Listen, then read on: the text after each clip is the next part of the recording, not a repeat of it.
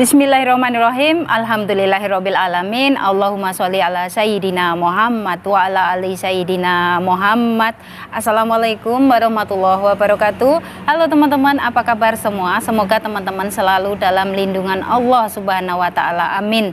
Alhamdulillah, di video kali ini saya akan membacakan komen ya dari teman kita. Oke. So di sini ada mbaknya yang bertanya seperti ini. C, saya mau tanya, saya pernah ke Singapura tahun 2005, oke? Pengen ke Singapura lagi tapi paspornya hilang. Apa bisa buat paspor lagi? Dan data tahun 2005 sudah dihapus. Mohon jawab. Oke, so di sini buat mbaknya yang sudah ex Singapura dan kepengen lagi bekerja ke Singapura tapi paspornya sudah hilang.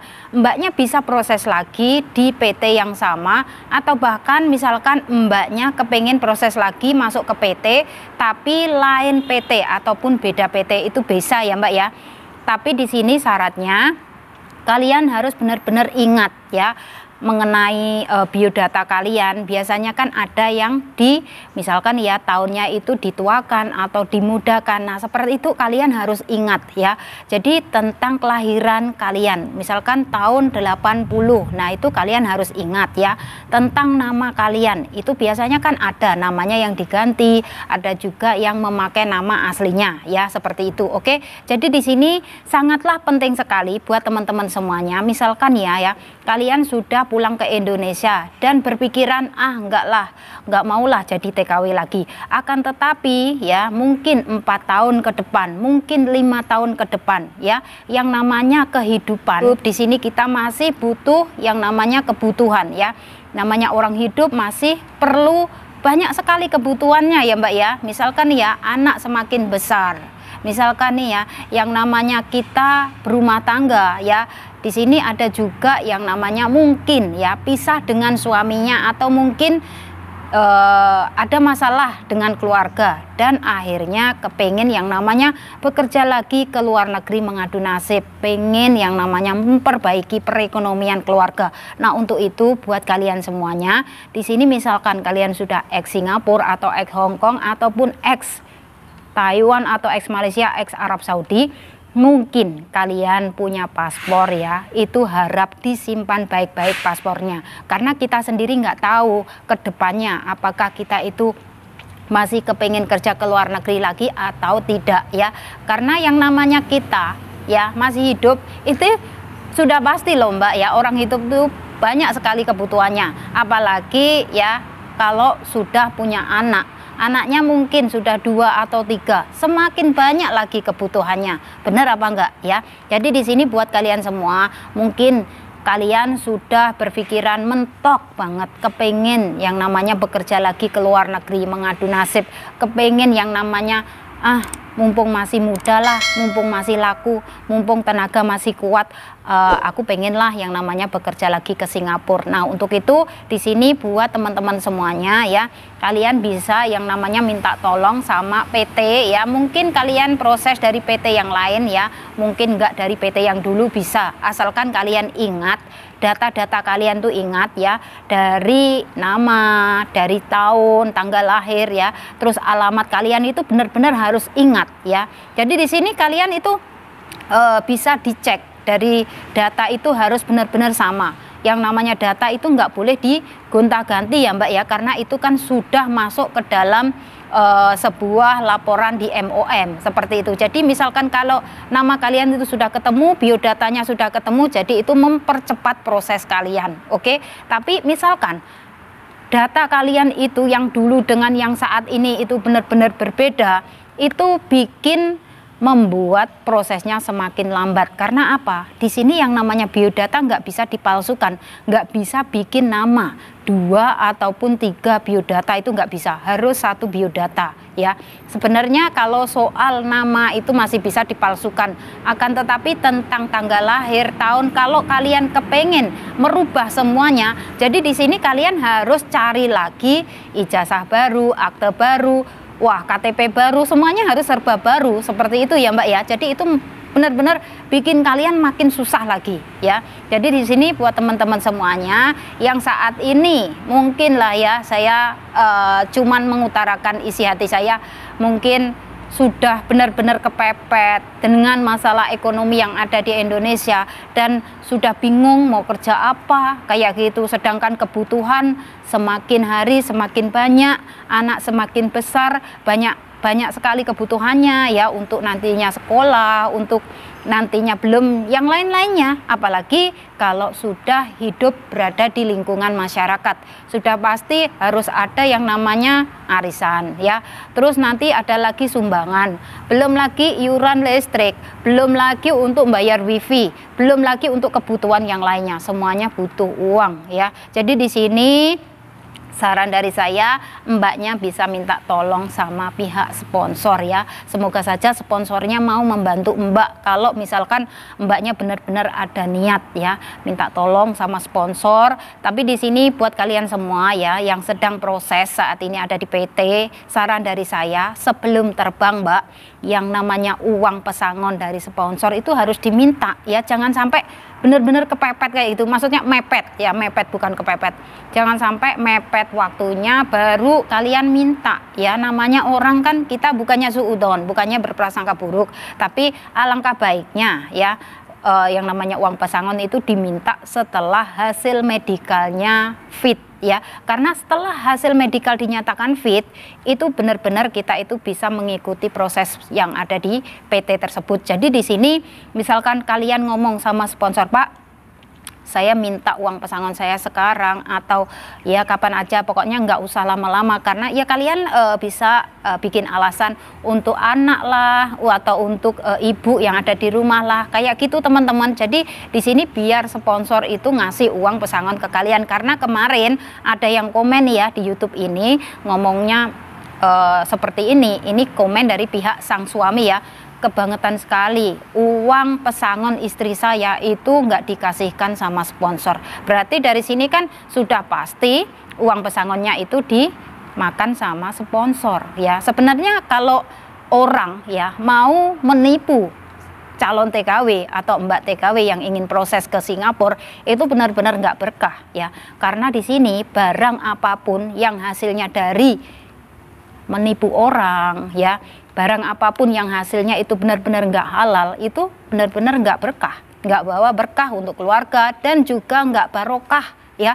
Jadi dari sini buat teman-teman semuanya yang kepengen kerja ke Singapura, itu saran dari saya, nantinya kalau sudah hasil medikalnya fit, tolong uang pesangonnya dari pihak sponsor atau langsung dari PT-nya kalian minta. Kalau langsung masuk ke PT biasanya dapat uang pesangon 3 juta ya mbak, itu proses Singapura.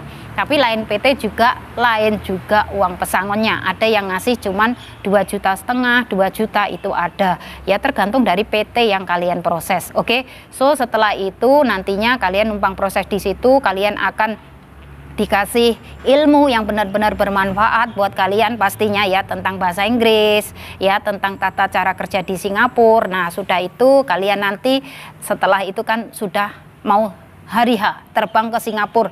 Nah untuk teman-teman di sini ya, misalkan kalian nanti sudah datang di rumah majikan dan kalian itu benar-benar merasa bingung, merasa bagaimana toh pekerjaan ini, cara mengerjainnya, bagaimana toh saya harus memulai dari mana. Nah, untuk itu di sini teman-teman ya yang benar-benar belum tahu, nah kalian bisa tanya sama majikan. Akan tetapi ada juga nih ya teman-teman, di sini tuh sang majikan ngasih tahu kita. Nah, saya kasih contoh nih ya, seperti ini halnya. Mungkin dimulai dari hari besok ya. Jadi besok di sini kamu harus mengerjakan ini. Itu biasanya ada yang dibikinkan jadwal, ada juga yang langsung dikasih tahukan lewat omongan, ataupun bisa jadi kita didudukkan ya, kita bisa berunding sama mem sama sir. Jadi pekerjaan kamu, rutinitas kamu setiap hari dari pagi sampai malam seperti ini, dari hari Senin sampai hari Sabtu seperti ini. Nanti kalau hari Minggu lain lagi pekerjaannya. Karena apa? Biasanya kalau hari Minggu tuh teman-teman kan ada tuh yang majikan yang mendatangkan keluarganya, ada juga majikan yang malah keluar makan malam di luar. Jadi kita tinggal di rumah, atau kadang ada juga yang majikan membawa kita untuk pergi makan malam, itu ada. Jadi di sini buat kalian semua, misalkan ya Mbak ya, kalian nanti sudah datang di rumah majikan, merasa ada masalah, merasa tidak nyaman, merasa punya beban apapun itu, kalian harus ngomong sama majikan. Jangan dipendem, jangan kalian diam, nanti semua itu nggak bakalan selesai. Oke? Karena di sini setiap masalah pasti ada solusinya, setiap masalah itu pasti ada jalan keluarnya selagi kalian mau ngomong. Oke?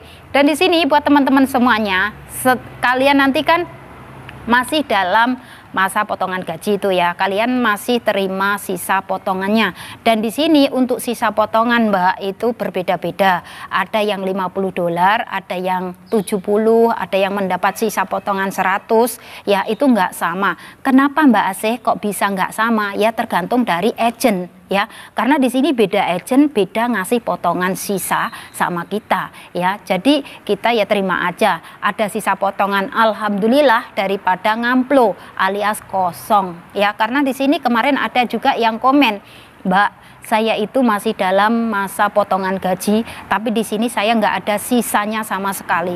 Astagfirullahaladzim, itu benar-benar parah.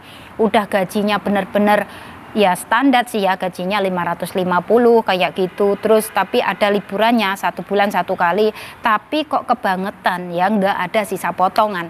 Karena di sini mbaknya ini potongannya ya, potongan gajinya itu selama 6 bulan, tapi nggak ada sisanya sama sekali.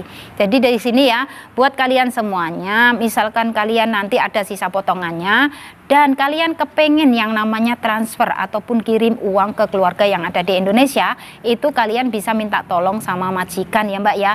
Kalian ngomong sama Mem ya, Mem saya minta tolong untuk kirim uang ini ke keluarga saya. Jadi kalian tinggal kasih nama sama nomor rekening yang kalian tuju ya.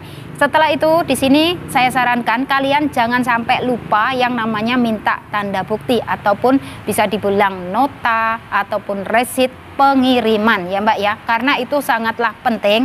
Misalkan uang yang kalian kirim itu nggak datang ataupun nggak sampai ke keluarga yang ada di Indonesia, kalian bisa mengadu, kalian bisa komplain. Akan tetapi misalkan ya kalian sudah kirim uang ke keluarga, terus kalian nggak punya tanda bukti tuh, kalian nggak punya yang namanya nota pengiriman. Nah, kalian telepon sama ibu atau telepon suami ya, atau entah telepon kakak atau adik, sudah kirim. Nah, besoknya dicek nggak ada, besoknya lagi dicek nggak ada. Nah, untuk itu buat teman-teman semuanya, jadi di sini saat kalian minta tolong sama majikan, jangan lupa minta tanda buktinya ya Mbak. Setelah itu kalian terima gaji penuh, dari situ kalian makin tambah semangat lagi. Karena apa? Kalian berjuang dari nol ya, berjuang dari benar-benar nol itu ya. Dari masa potongan sampai akhirnya menerima gaji penuh, itu benar-benar perjuangan yang sangat luar biasa sekali. Dan di sini saya bisa merasakan sendiri betapa susahnya ya Allah cari rezeki di negeri orang. Ya Allah, betapa susahnya berjuang jauh dari keluarga, berjuang jauh dari orang tua, berjuang jauh dari siapa-siapa. Di sini kita itu sendirian teman-teman ya. Jadi untuk itu nanti setelah kalian terima gaji penuh, buat teman-teman semuanya yang belum punya rekening pribadi ya, tolong saya sarankan, ayo buka rekening pribadi atas nama kalian sendiri. Oke, nama banknya Bank BNI yang ada di City Plaza Mbak. Oke, so persyaratan untuk saat ini nggak perlu bawa kartu KPIS, jadi hanya perlu paspor, work permit, dan uang $110. Oke, setelah itu nanti kalian langsung dibikinkan buku rekening sekaligus ATM-nya. Oke, setelah 3 hari kemudian ATM akan aktif dan kalian harus yang namanya mengganti PIN baru. Untuk kalian bisa mengganti PIN baru, sudah pasti kalian harus datang ke Raffles Place. Oke, tutorialnya saya sudah bikinkan videonya, judulnya Lokasi ATM Bank BNI di Singapura. Oke, setelah itu kalian sampai di sana, kalian minta tolong sama teman. Di sana banyak sekali mbak-mbak Indonesia. Kalian bisa minta tolong, Mbak, tolong dong, saya ajarin saya mau ganti PIN baru karena saya baru buka rekening minggu lalu atau bulan lalu. Jadi di sini buat teman-teman semuanya, nantinya setelah kalian itu punya tabungan sendiri atas nama kalian sendiri, dari sini kalian makin lagi tambah semangat bekerjanya. Karena apa? Di sini kita sebagai seorang perempuan ya, apalagi saya sendiri sudah menikah ya, saya di sini sudah juga punya anak kayak gitu ya. Kalau kita itu punya tabungan teman-teman, kita itu merasa ayem, kita merasa punya angen-angen ya, ibaratnya nantinya kalau sudah pulang ke Indonesia, alhamdulillah ya Allah, bisa menikmati hasilnya ya, kayak gitu. Dan akhirnya uang itu untuk apa toh teman-teman? Ya untuk masa depan keluarga, untuk kebutuhan kita, kebutuhan anak, kayak gitu ya. Jadi di sini buat teman-teman semuanya, jangan sampai kalian itu sudah kerjanya capek, lelah, sudah letih, sudah di sini kena marah-marah, ibaratnya kita itu di sini ibaratnya lapar ditahan-tahan, haus ditahan dulu, kayak gitu. Ibaratnya kerja dulu, baru semua pekerjaan baru bisa yang namanya makan, kerjaan sudah selesai, kerjaan ibaratnya sudah finish, barulah kita bisa makan. Itu kan benar-benar perjuangan banget kan teman-teman. Nah untuk itu nggak ada ruginya kalian buka rekening pribadi, daripada kalian nggak punya rekening sendiri. Setiap bulan, setiap gajian kalian langsung kirim ke Indonesia, setiap gajian kalian kirim ke Indonesia semuanya. Misalkan kalian kirim tuh, kalau misalkan uang itu dibelikan tanah atau untuk bikin rumah atau beli sawah mah nggak apa-apa, is okay ya. Tapi kalau uangnya itu hanya untuk makan ya, orang makan itu kasih uang berapapun akan habis mbak ya. Jadi dari sini kalian harus benar-benar yang namanya sadar. Semoga saja teman-teman saya semuanya pada terketuk hatinya, terbuka hatinya ya, mau namanya membuka rekening pribadi. Karena apa teman-teman? Kalian di sini sudah capek, lelah, kalian di sini benar-benar yang namanya menahan rasa sakit ya. Saya sendiri sudah tahu paham bahwasanya ya kadang-kadang majikan tiba-tiba marah, majikan tiba-tiba ngeroweng, majikan tiba-tiba komplain, kadang-kadang majikan ngomong kasar. Nah semua itu kan ibaratnya kita itu kan bertahan ya, bertahan hanya demi uang ya. Jadi di sini kalau kita udah mendapatkan hasil, jangan lupa untuk menabung, kayak gitu loh teman-teman ya. Jadi buat kalian semua, mumpung belum terlanjur ya mbak ya, kalian masih ada kesempatan, ada di Singapura ya, kalian buka rekening, oke? Karena setelah nanti kalian pulang ke Indonesia, terus kalian nggak punya apa-apa, ngamplo, kalian bakalan yang namanya nyesel ya. Sudah pasti yang namanya penyesalan itu akan berada di belakang, nggak mungkin penyesalan berada di depan, oke?